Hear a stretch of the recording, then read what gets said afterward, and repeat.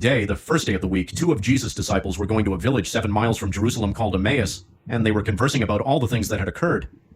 And it happened that while they were conversing and debating, Jesus himself drew near and walked with them, but their eyes were prevented from recognizing him. He asked them, "What are you discussing as you walk along?" They stopped, looking downcast. One of them, named Cleopas, said to him in reply, "Are you the only visitor to Jerusalem who does not know of the things that have taken place there in these days?" And he replied to them, "What sort of things?" They said to him, "The things that happened to Jesus the Nazarian, who was a prophet mighty in deed and word before God and all the people, how our chief priests and rulers both handed him over to a sentence of death and crucified him. But we were hoping that he would be the one to redeem Israel, and besides all this, it is now the 3rd day since this took place. Some women from our group, however, have astounded us. They were at the tomb early in the morning and did not find his body. They came back and reported that they had indeed seen a vision of angels who announced that he was alive.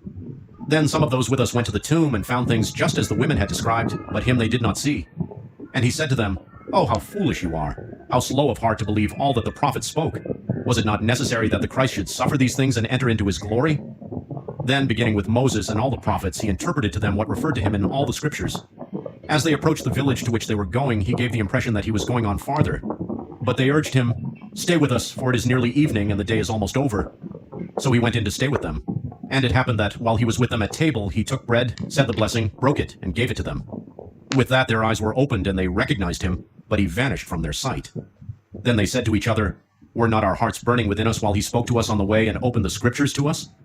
So they set out at once and returned to Jerusalem, where they found gathered together the 11 and those with them who were saying, 'The Lord has truly been raised and has appeared to Simon.'